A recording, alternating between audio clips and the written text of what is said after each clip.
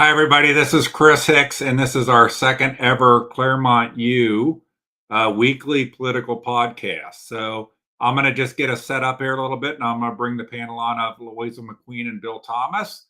And we have, I think, some good topics for tonight.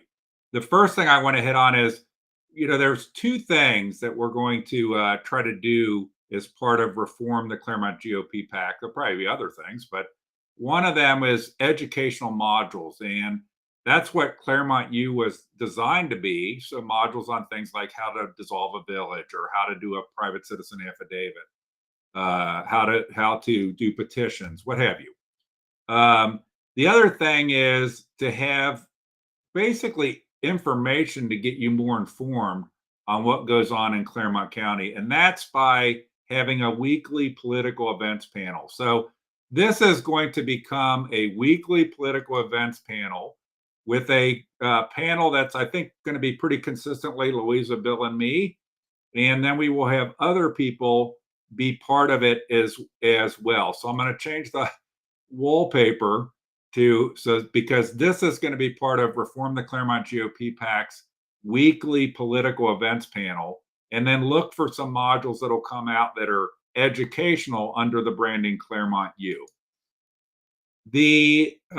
So we'll have a regular panel with Bill and Louisa and me. And why don't I, while I'm here, bring them on? So Bill, Louisa, hi. Bill, hi. How you guys doing tonight?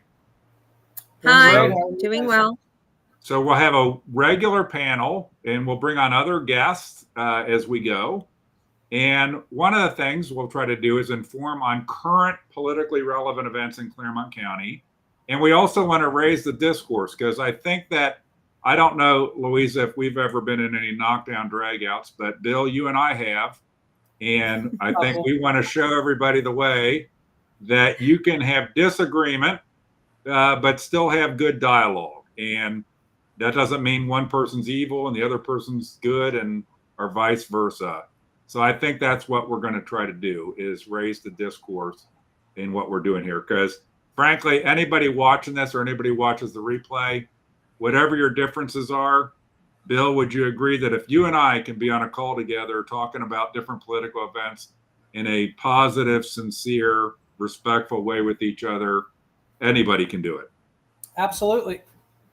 So even if you're wearing a UK hat, this was, that's it. I'm out. I'm done. It was the closest thing on it was laying around. I grabbed it because it was running late. Okay. So we have really four topics we're going to cover tonight. We're going to talk about the Judge Kramig Claremont County Republican Central Committee recommendation meeting that just took place on Saturday. Louisa was there. We weren't. Bill or I weren't. So she's going to talk some, and we'll give some insights on that. And then we're going to talk about the problem with visiting judges. And you may not even know what a visiting judge is, but we're going to talk about visiting judges and the model around visiting judges in Ohio and what some of the problems are with it. Third thing we're going to talk about is state school board. It wasn't on the announcement for this event, but state school board is something very important. It's something that is neglected, and we'll talk about that some, and we'll just give a brief view of that. And then, by the way, state school board is up for election in this November election. And then finally, I put hot takes and comments. So we'll look to see if there are comments that people have made. If you make comments, we'll be able to see the comments. And at the end, we'll kind of cover comments that anybody might have made during the live broadcast. Obviously, if you're watching on a replay, you can't see the comments. And any hot takes, any hot items that any of us want to cover at the end of the call. So let's start with talking about the meeting, the Jesse Kramig replacement meeting. Anybody who may not know this, but Judge Jesse Kramig in the municipal court got involved in a sex scandal, basically, and had to resign. And there was a recommendation meeting to recommend a replacement.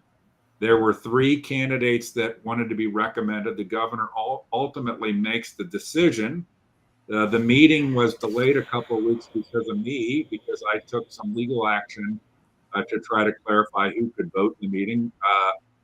The meeting was delayed, but the legal action didn't affect who could vote in the meeting. So these are a few pictures Louisa took at the meeting taking place. And these are the results of the meeting. So Nathan Little got 51 votes. Katie Terpstra got 7 votes, and Jessica Little got 6 votes. And we'll talk more about that. These were the 3 candidates. I put a different graphic here that shows, for the committee, most of the people didn't show up for the meeting. So 58% of the committee didn't show up for the meeting. So 89 votes didn't happen because people didn't show up. And then you can see what are the percentages of votes by each candidate, factoring in the 58% that didn't show up. Okay, I went through a lot of stuff, and I can jump back to those charts. But now let's have our kind of panel discussion, and I can jump back and look at certain things or pop it back up on the screen. But let's start with you, Louisa. You were at the meeting. What insights do you have? Maybe break down for us what was the sequence of events at the meeting and how long did it take?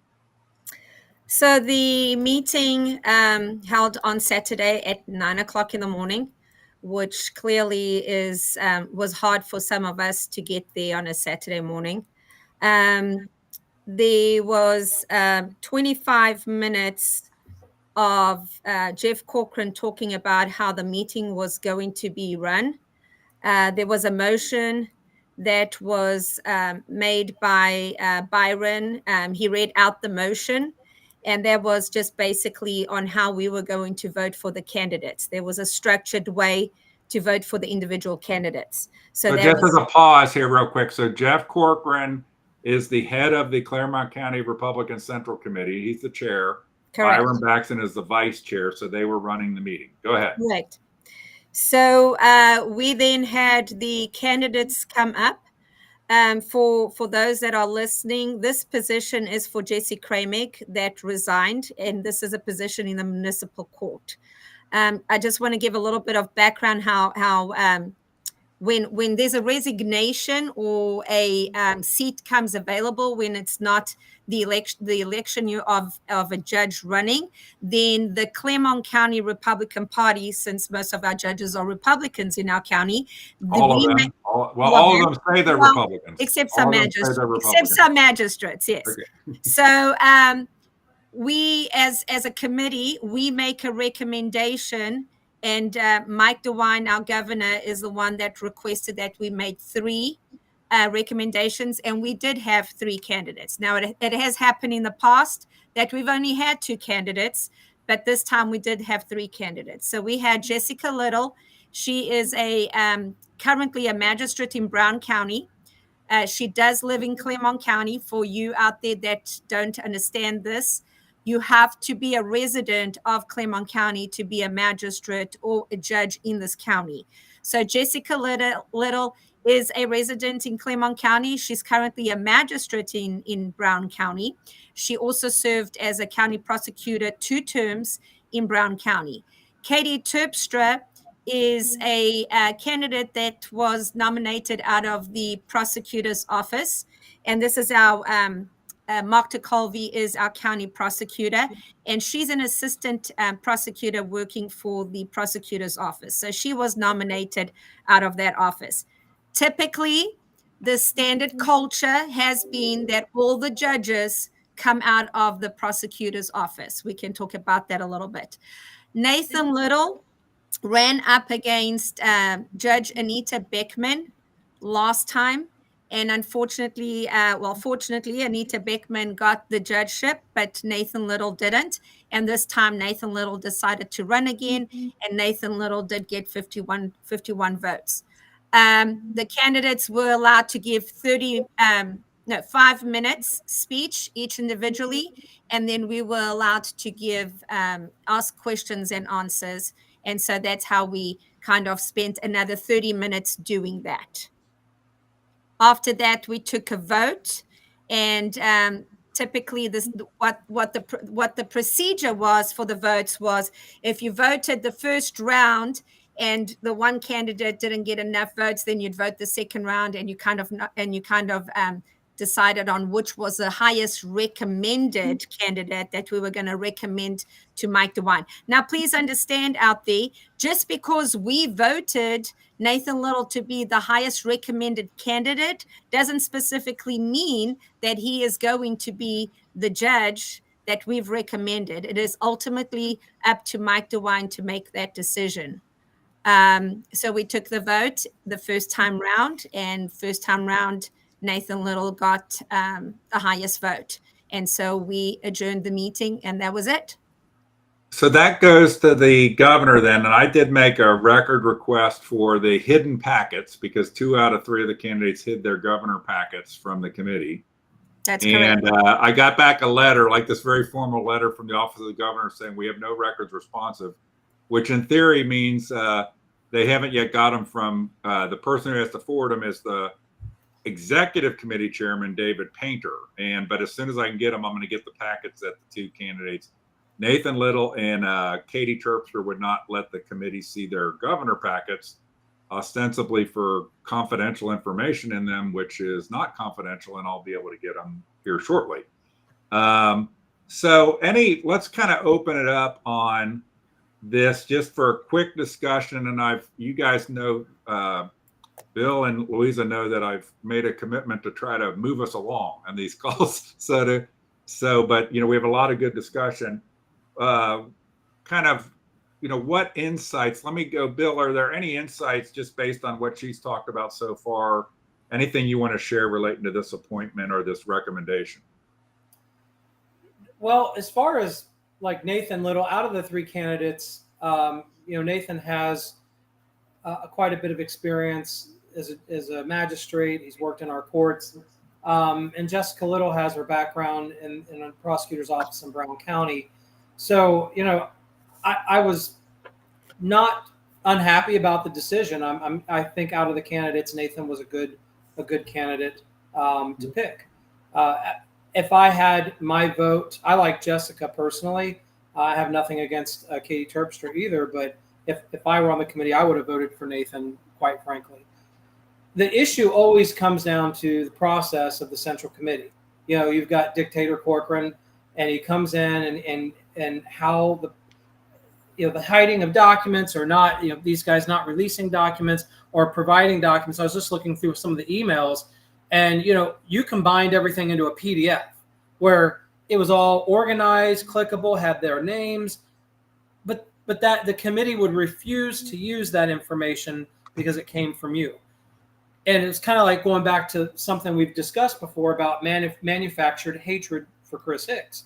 And what are the repercussions of that? Well, the repercussions are we send out an attachment with a bunch of documents, and a lot of people have a hard time navigating that, versus this nicely built PDF that's organized and very clickable.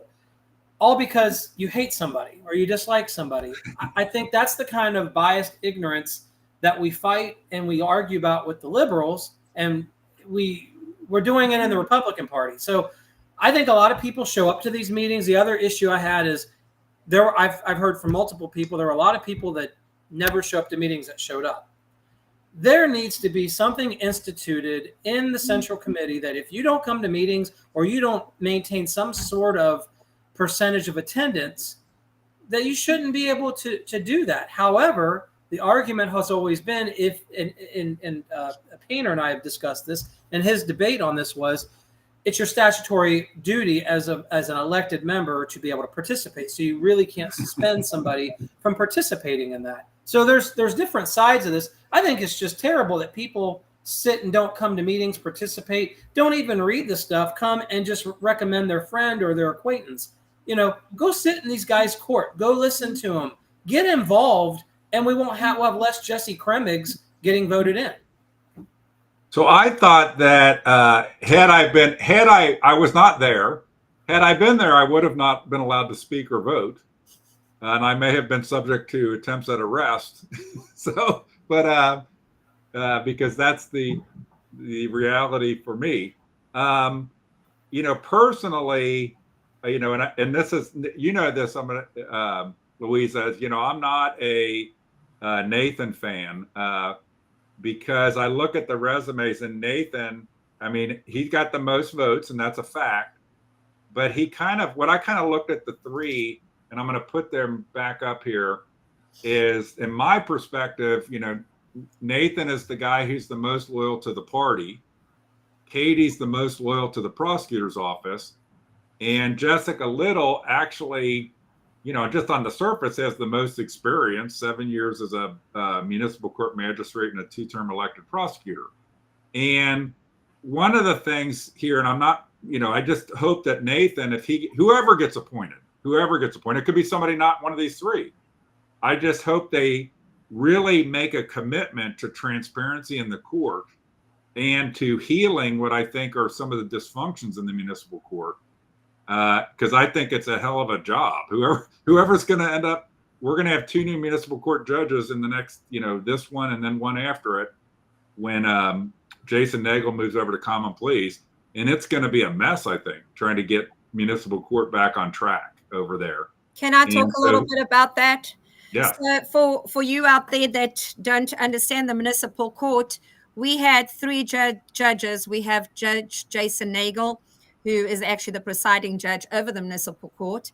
We have Judge Anita Beckman, who's only been on the bench for 2.5 years as a judge. She used to be a magistrate.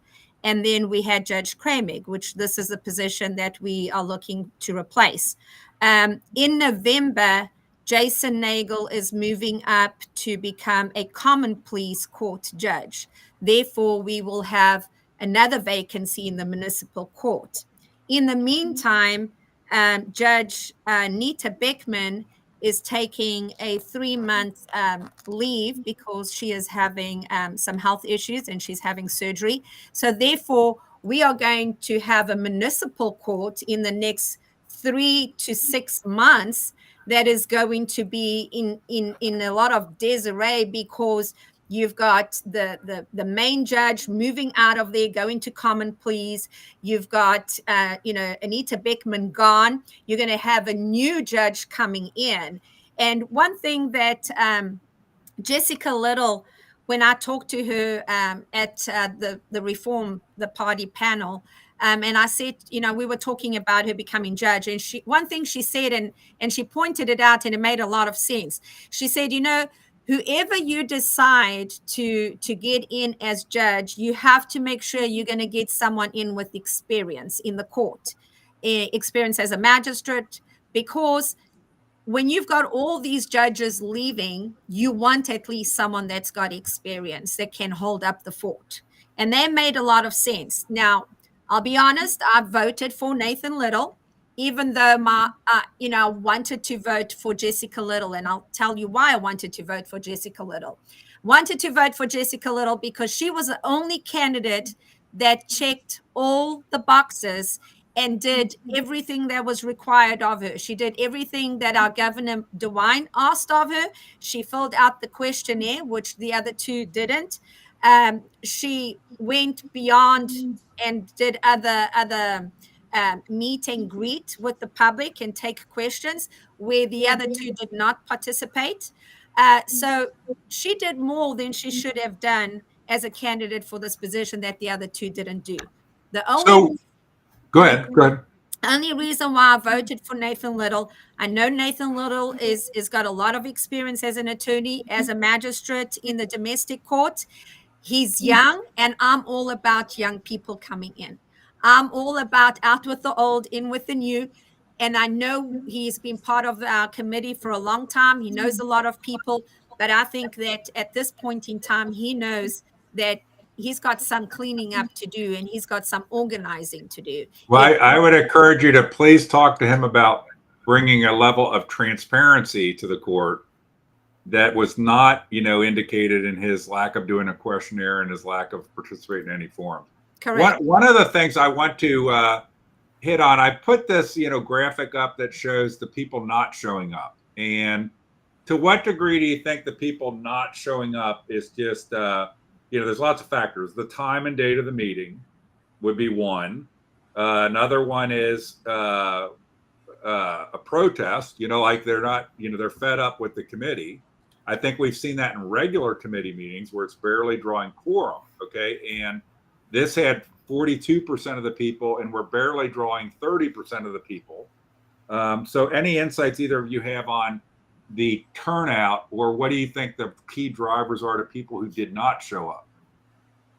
I think a lot of people still think that the cronies run the county, and it's worthless. It's worthless showing up for any meetings, because when you have Jeff Corcoran as the chair of the committee and he runs the meetings the way he does, you just tend to have a feeling that, what is the purpose of the body? Because we don't get to do or say or participate in what committee members are supposed to do. Mr. Corcoran is the one that participates for us. Like I said last time, he suspended you, but he's actually suspended all of us, because when you start off at a meeting in May and you say, I'm not taking any motions, I'm not discussing anything, he's keeping us all quiet. And I think there's a lot of people that just don't want to be bothered to come to meetings if that's how he's going to run the committee. Bill, any thought on that subject of why people don't show up? This isn't anything new. So as much as I would love to throw Corcoran under the bus here, historically, Chris, you and I have been on the committee a long time. Louisa, you've been on the committee a long time too. Think about it. A lot of people don't show up to meetings. I mean, endorsements, usually they show up. This was a recommendation. So it wasn't, if you look at our endorsement meeting, that's always the highest attended meeting in Central Committee is the endorsement meeting. And had this been an endorsement meeting, I think the percentages would have been different. I just think it's an engagement problem with people. I think people join Central Committee for social status, to be connected. There's definitely, you get more attention from elected officials when you're on Central Committee than when you're not. If you're just a voter in the community, nobody really. So I can point to, I think that it'd be interesting if anybody could go back when Jesse Kramig got appointed and see what the turnout was for the recommendation meeting. But even the endorsement meeting this year had an unprecedented low turnout relative. Like normally everybody, 100%. But I think this year at the endorsement meeting, there were like 15, 20 people that didn't show up. Because there was already a census that Mr. Corcoran was running the meeting. Yeah, I think there's a revolt of some. Yeah, I can tell you, I know within that 89, there's a chunk of people that are in the it's hopeless, don't bother category. Absolutely.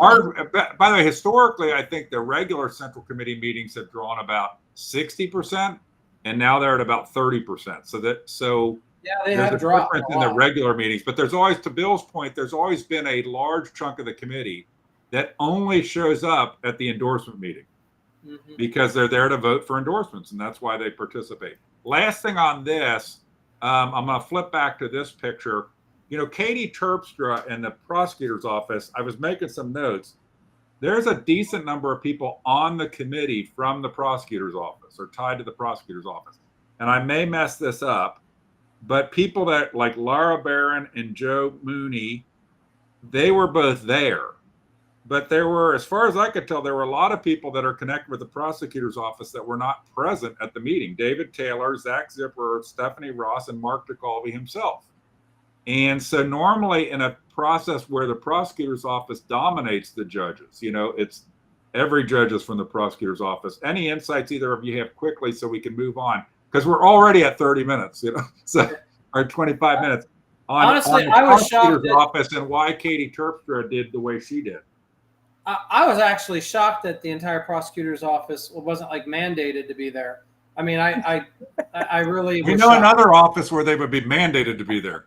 Oh yeah, I mean, if this had been the auditor's office, there would have been incentives and everything else. I mean, I'm telling you right now, the problem, it was shocking because there was no big push for Katie. So maybe we weren't exactly on the mark, that there was maybe something led up to the prosecutor's office pushing Katie Terpstra.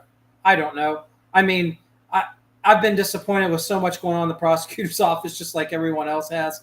But it was kind of nice to see those guys not show up to try to rig this. But I think if I had to be honest, I think Colby knows already that DeWine's already going to pick the person he's going to pick. I don't think he gives 2 cents about our recommendation. I mean, we supported Mary Taylor against him. So, I mean, do you really think DeWine cares what the Claremont County? We supported Jim Renacci against DeWine. Yeah, I mean, we've constantly not supported Mike DeWine, and for good reason. Yeah, I would say I was going to interject that I would gladly. There's not a lot of things about the Claremont GOP that I would say I was proud of, but not supporting Mike DeWine is one of them. Well, again, I honestly do think that a lot of people think that this was rigged and that there's already a decision that's been made. And that's why a lot of people just don't show up. The other issue is clearly our chairman. Our chairman is a big problem. I just don't understand why people have become complacent and want to stay home instead of actually coming to meetings and doing something to have him removed. So I don't get that. I want to move on to our next topic, okay? But I did want to close with this, as I just want to point out, this is probably the most information you can get in all of Claremont County on this, what we talked about this week and last week. The entire Claremont Sun coverage of the whole Jesse Kramig, resignation, reappointment affair is 2 lines. And it says, I just noticed this when I blew it up. It says submitted by the Claremont County Municipal Court. So the news coverage is submitted by the subject of the news. So we should submit some news articles about us. What do you guys say? So maybe we can get some news articles about us. Okay.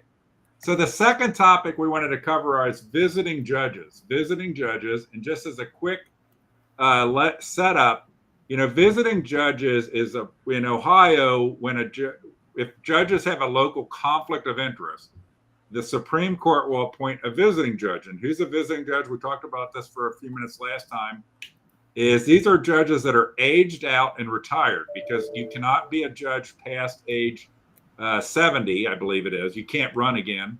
And they're unelected. So once you've retired and become a visiting judge, you're no longer accountable to any voters.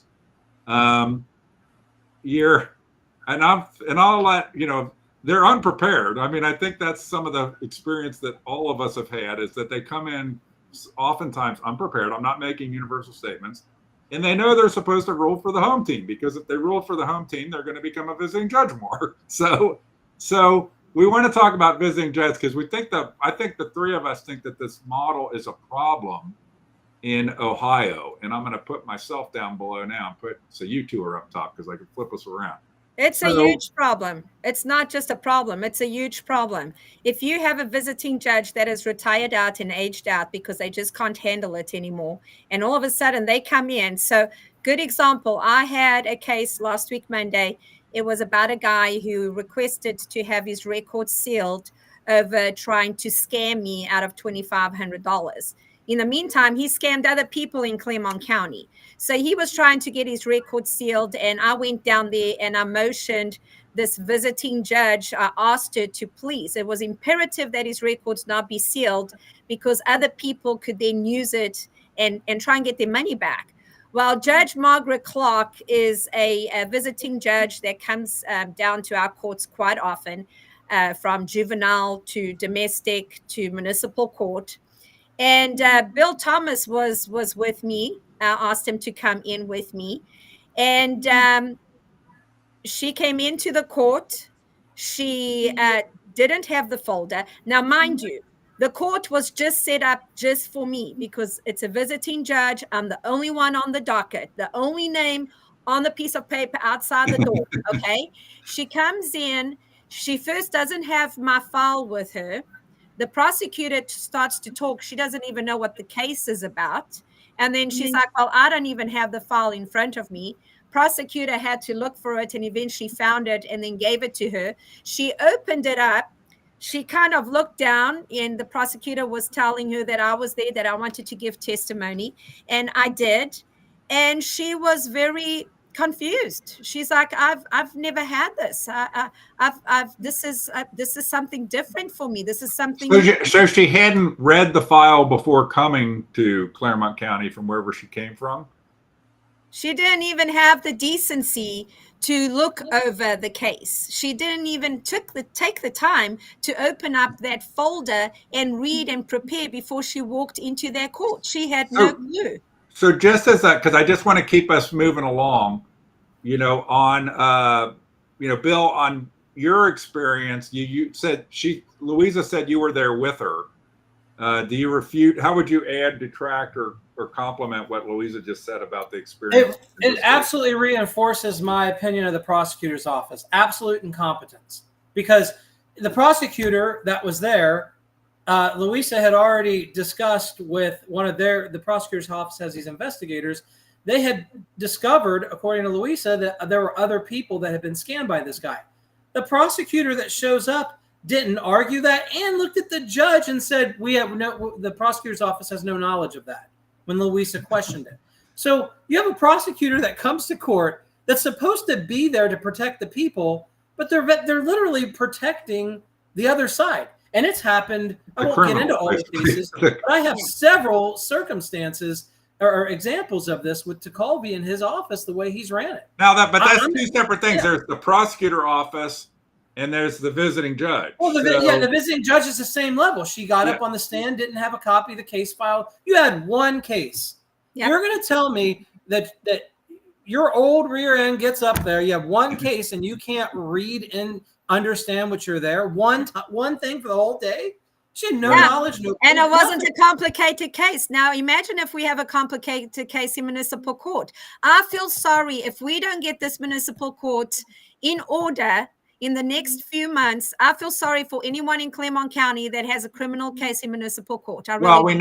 We know there's going to be a visiting judge while Anita Beckman is out. And two visiting judges, that's a. But here, I want to kind of keep moving us along. Maybe we'll go deeper into this subject. But this Ohio model of a judge gets too old and can't run for office anymore, and then we make them a career visiting judge where they get paid. Now, I made the comment, I found that one of the issues with visiting judges is, a regular judge will do things like have teleconference, case scheduling teleconferences.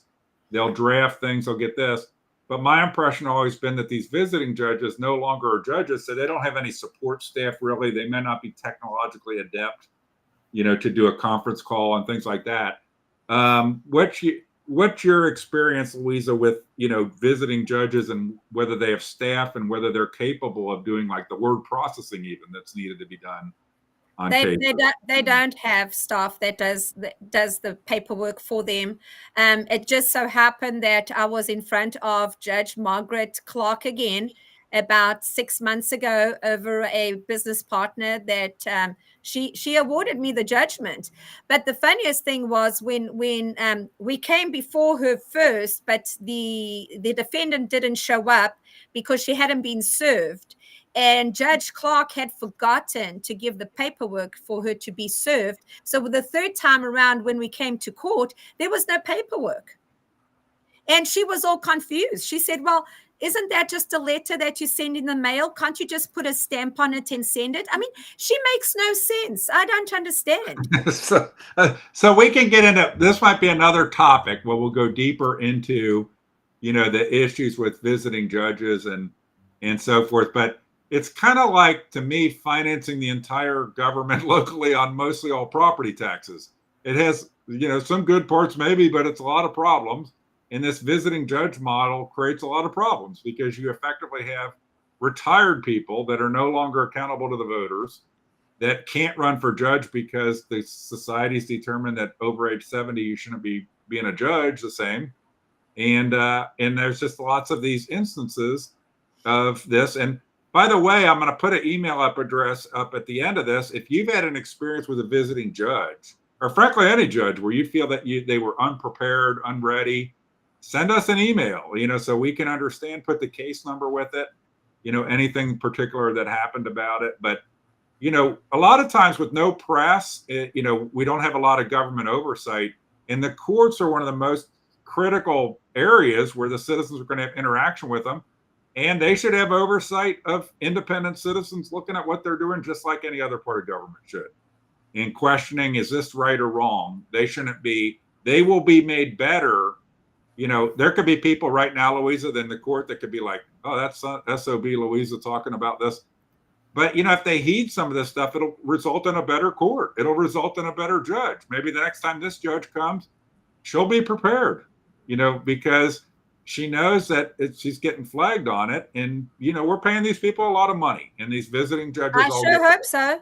Because if she's only got one case to come to visit on, and she can't even be prepared for that, I'd hate to see her a full day in the municipal court if we're going to have her as a visiting judge. So I'm going to move us on to the next topic, and we threw this in on visiting on a state school board.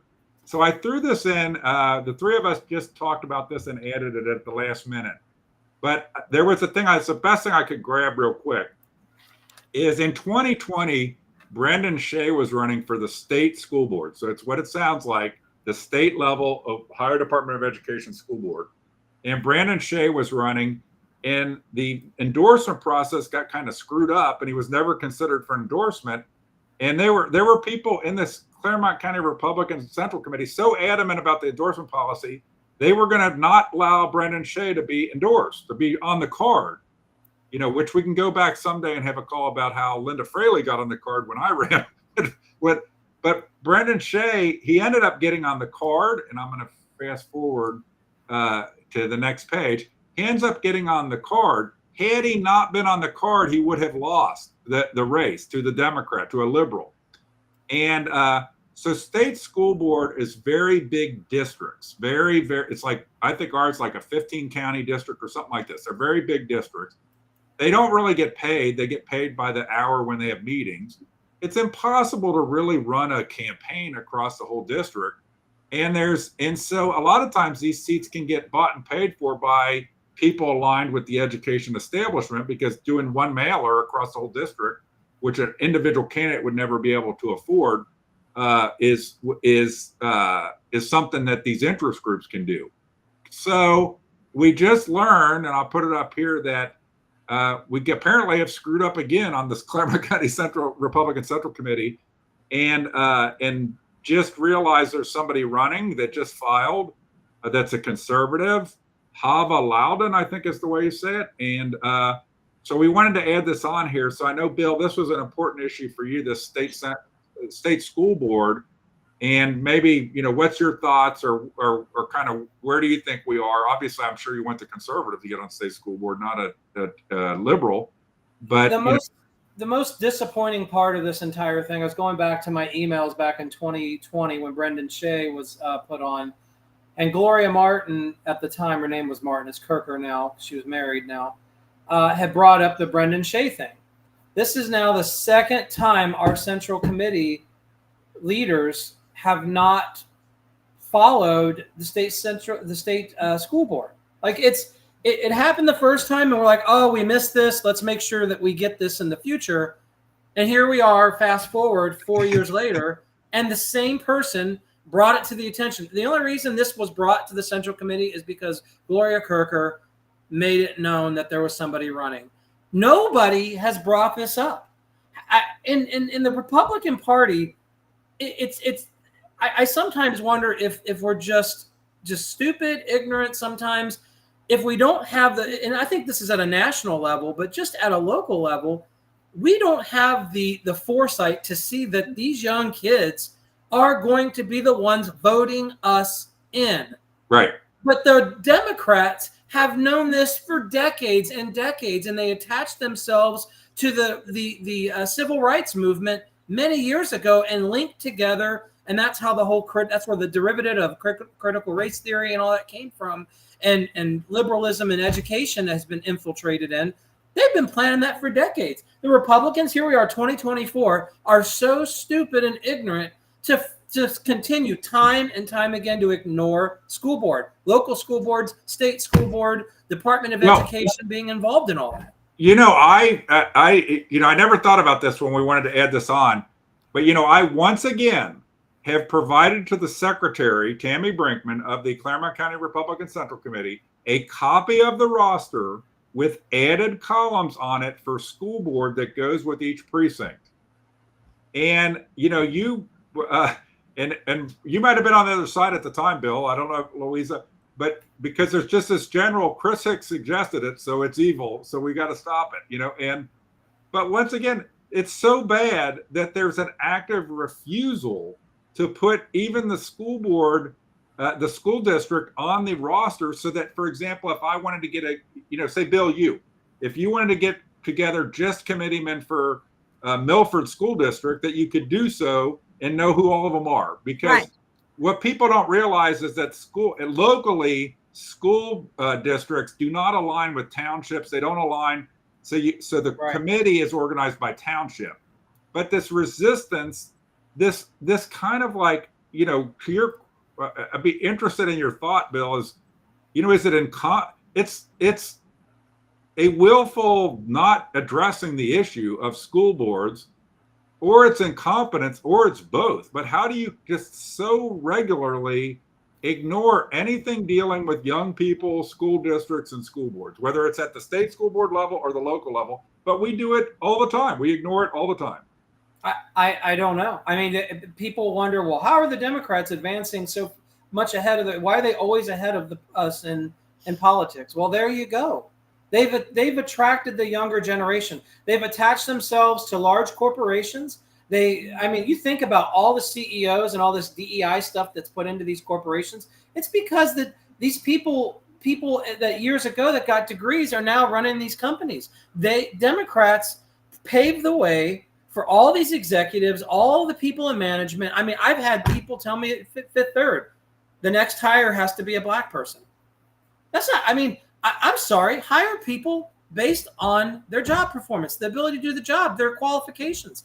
It's constant. We are our own worst enemy in the Republican Party, and it's because we fail time and time again to think over the Democrats. They're always thinking over us. And this is one very simple and easy task that we could accomplish by going to the young people and going after them for voters and Republican clubs. If we went on the committee, there was a point in time before I was got to the level of hated that I've been, that one of my goals was to get a conservative club in every high school in Claremont County. And that kind of went by the wayside, because then I was constantly, it was just everything else going on. But those are the kind of things, if you brought that up if that was brought up in a central committee meeting, we need to have an active plan in a committee. Let's appoint a committee that's going to go get a conservative club, or even a Christian club, or just a faith club in every high school in Claremont County. That would get told we're out of order. That would get shut down in the meeting, don't you think?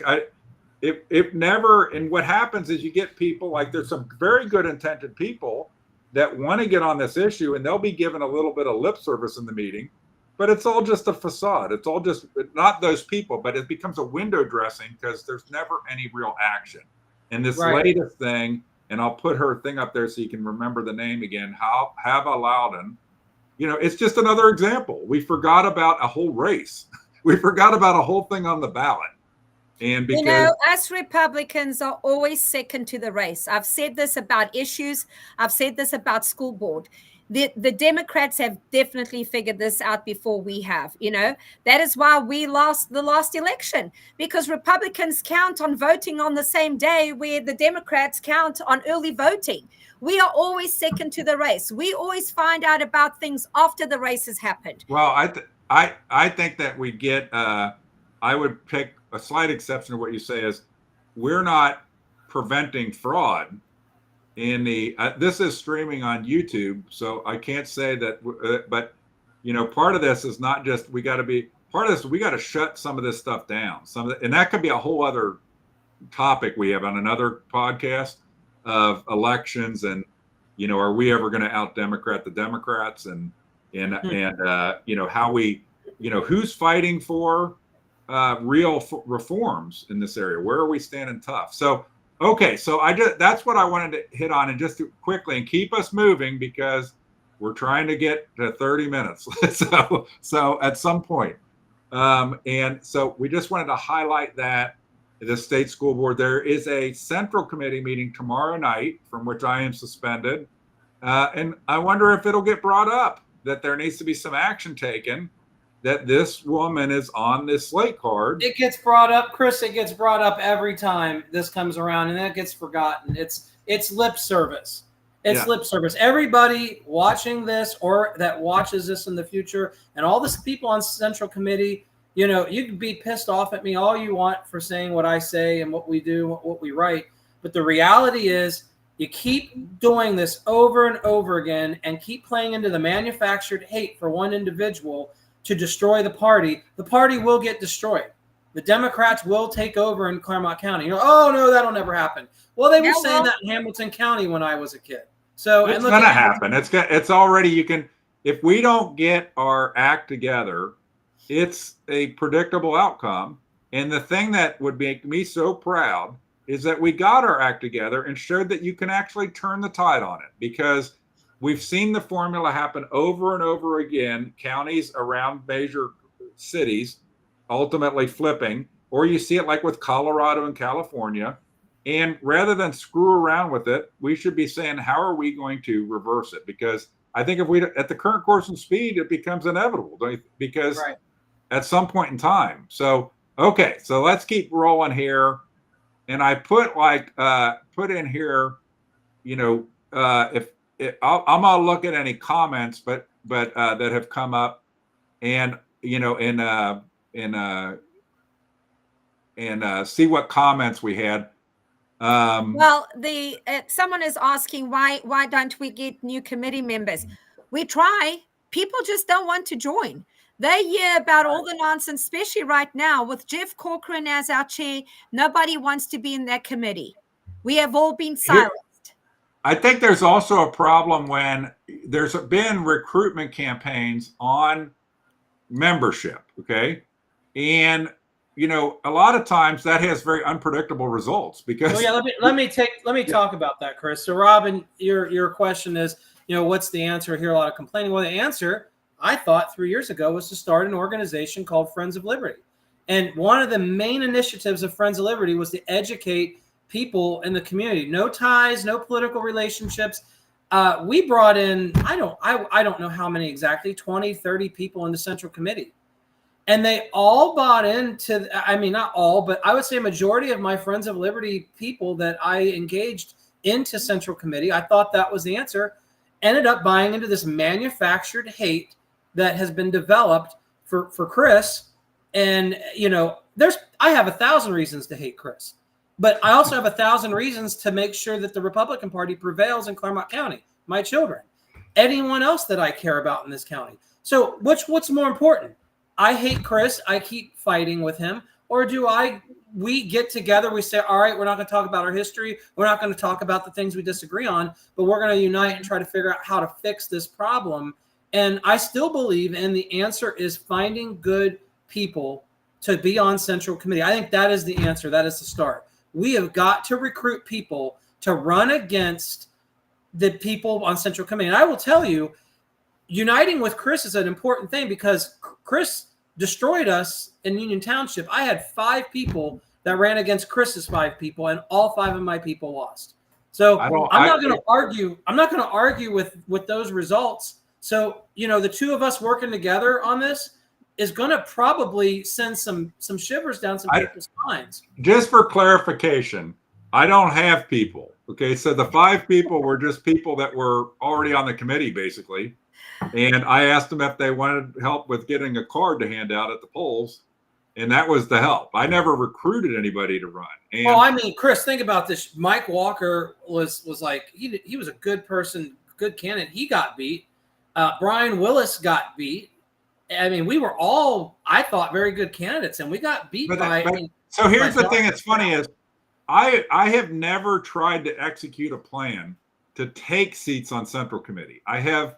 And that's the only time it's like basically all my support of those people was, hey, will you want my wife to help with doing a card for you to hand out at the polls, And but here's the scary thing, though. What would happen if I did try? What would happen if you and I tried? And I think it's going to happen. Right. I think that the point is I think you learn that you can't just get on Central Committee what happens is every time I'm going to put up a comment from Bill Shields here. He was on Central Committee and left. What's the turnover rate with folks like me getting so frustrated that you do not run for a second term? I know that is very common. Pretty much all of the Trump people, like Cindy Alvey, that what I call authentic Trump people, they all got sick of it and didn't run again. And in this past, in the 2022 election.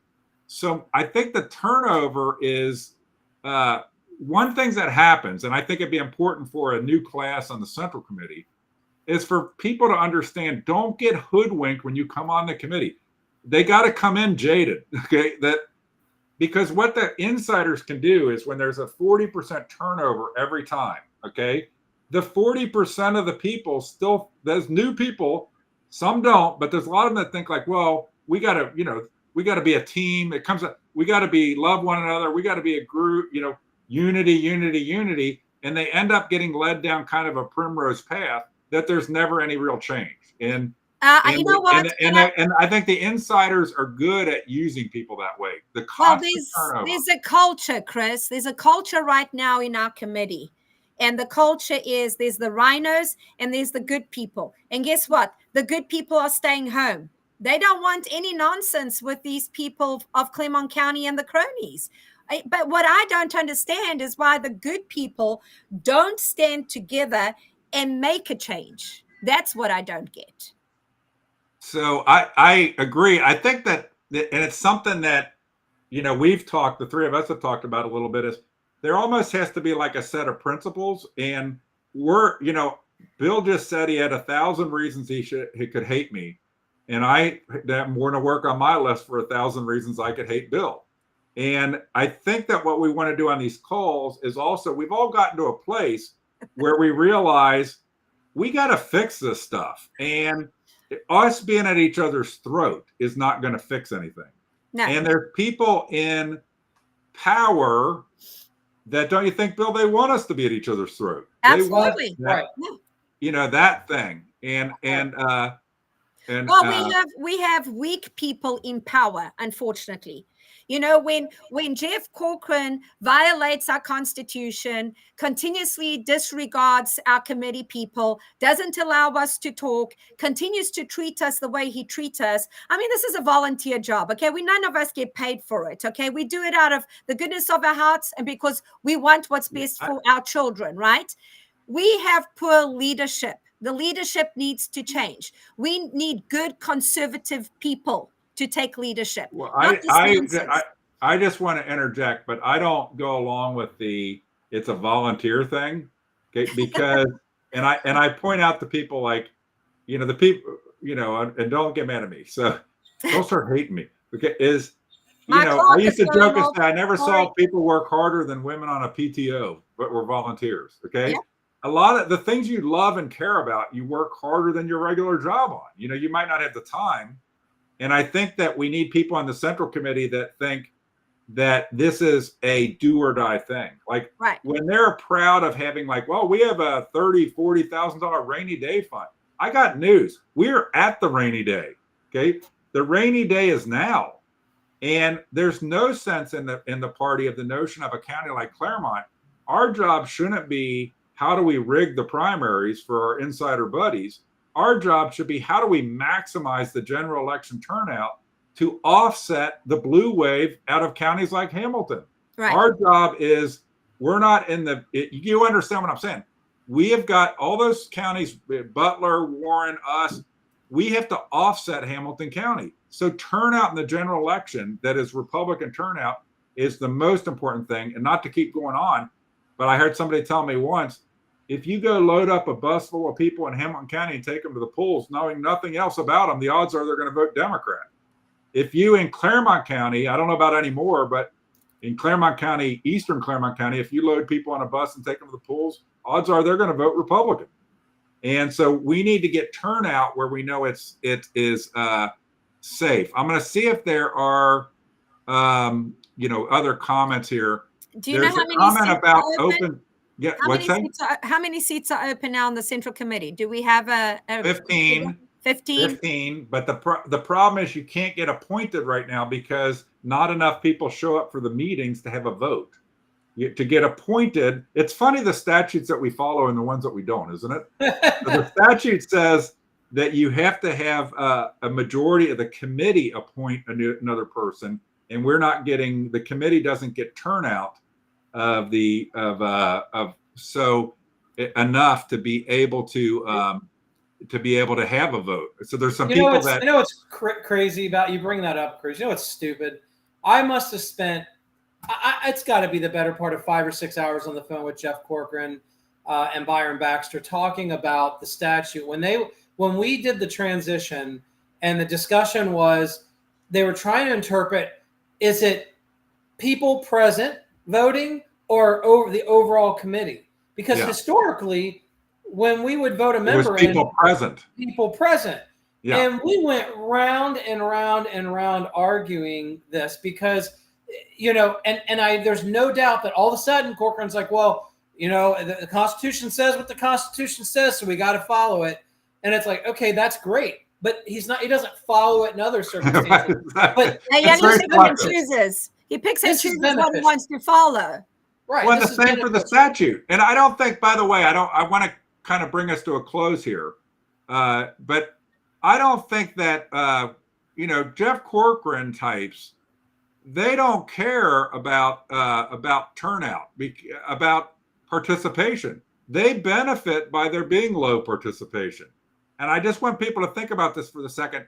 It is the bad model of republicanism that, for example, wants there to be low primary turnout that's consisting mostly of old people, because it's easier. You don't have to send as many mail pieces. It's fewer. You don't have to persuade as many people. But we have to get people to turn out. The same goes on the committee. I think that Jeff Corcoran likes the committee being a low turnout. That's people that are aligned to him, and the other people stay home. I just want to, before I go here, where was this? There's a comment I wanted to put up.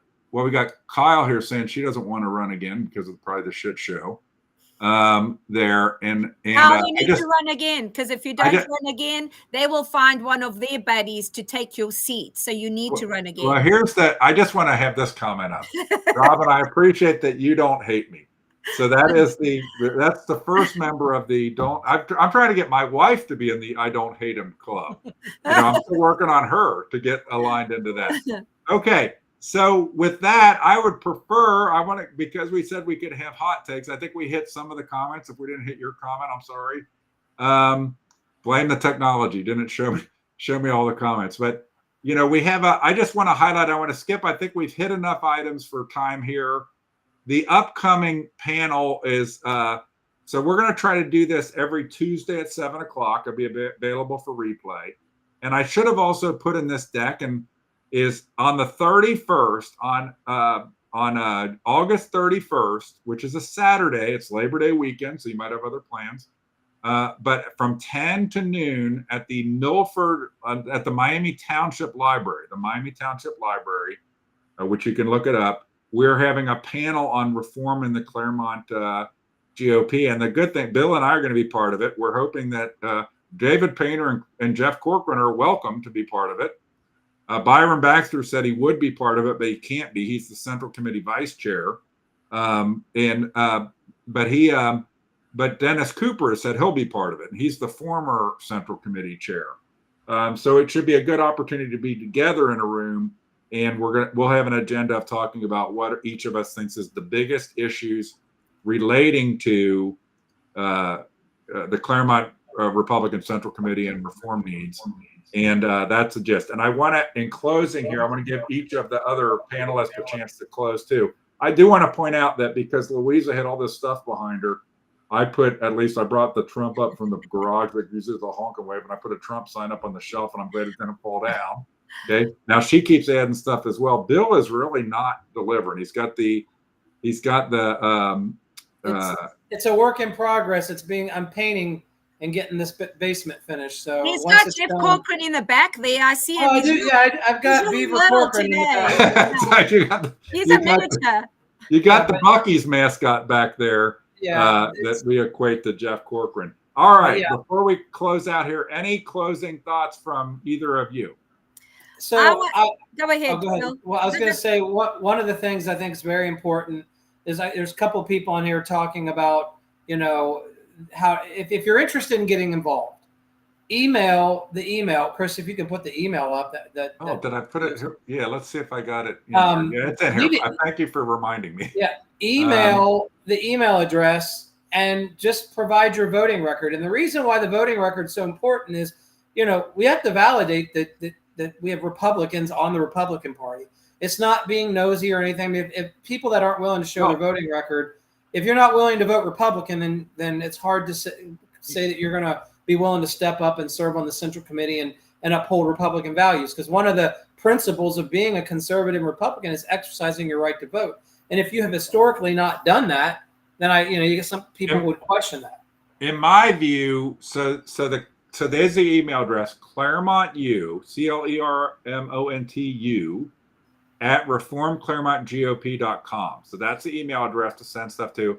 And there's a few things we talked about. If you had an issue with the visiting judge or other court issues, you can send to that email or tell your friend or forward this to your friend. Bill's talking about Central Committee. That election is still over. That's in a 2026 election, so it's a long ways off. It'll be here like nothing, but yeah, it will. It'll be here quick. And all you really need to do, if you just send a note about it, if you put your, we can also look them up, but it's but we should do a thing just on how does Central Committee work, because you should know what you're getting into. And I want to make one comment about it. I know we're out of time here, but in most counties, there is a vibrant club that actually runs the Republican Party. Okay. They'll be like the Brown County Republican Club, the Adams County Republican Club. The Central Committee is a group that's elected that there's actually a few things they have to do. It's not actually that much stuff that they have to do.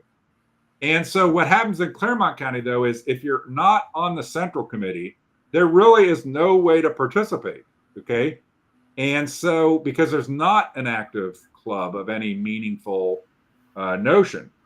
And so the county, it's like a survival of the fittest bizarro thing. In that one of the things that probably in our reform thing on the 31st we need to talk about is it can't be like this Darwin thing, like Hunger Games. You either get elected and you're, or you're out, or you get appointed illegally, in my view, still to a different, And so that's one of the challenges here, but that's a little ways off, and we should probably do a thing just on that. Okay, Louisa, did you have a closing thought? I want to give a shout out to my friend David Kale that got me the Donald Trump clock. Thank you.